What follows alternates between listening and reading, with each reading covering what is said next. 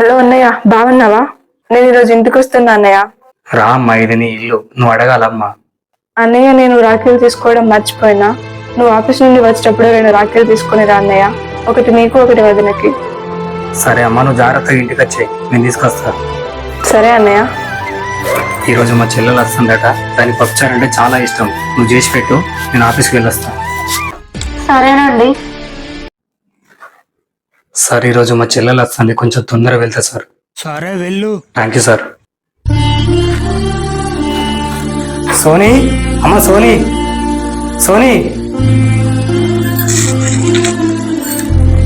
మా చెల్లెలు ఎక్కడుంది? ఏమో నాకేం తెలుసు.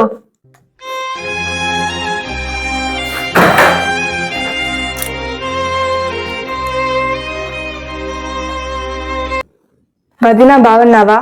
నేను ఇవాళ ఇంటికి వస్తున్నా వదిన. నువ్వెందుకు సోని ఇంత దూరం వచ్చుడు? రాఖీ కొని కొరియర్లు ఇస్తే వాళ్ళ ఇంటికి తెచ్చిస్తారు. వదిన, అన్నయ్యని మిమ్మల్ని చూడక చాలా రోజులు అవుతుంది. నేను ఇవాళ వచ్చి రేపు రిటర్న్ అవుతా వదిన. మా మొక్కలు ఏం మారలేదు, ఉన్న మొక్కలే ఉన్నాయి. నువ్వొచ్చి ఏం చూస్తావులే కొత్తగా.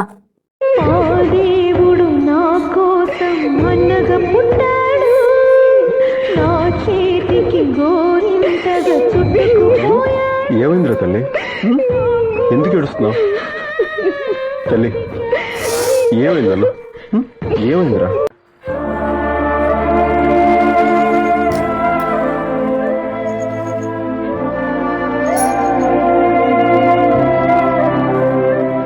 నువ్వు మనిషివే నానే?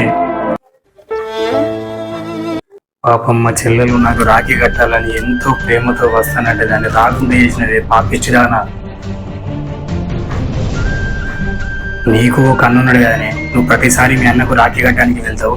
ఈసారి నువ్వు కూడా కొరియర్లో పంపించి రాఖీని. ఒక ఆడపిల్ల ప్రేమగా ఆనందంగా పుట్టింటికి వెళ్లే రోజు ఏదైనా ఉన్నదంటే అది రాఖీ పండుగ రోజే. అలాంటి రాఖీ పండుగ రోజు మా చెల్లెలు ఏడిపించినదే. పాపం అది అక్కడ ఎంత ఏడ్చి ఉంటది.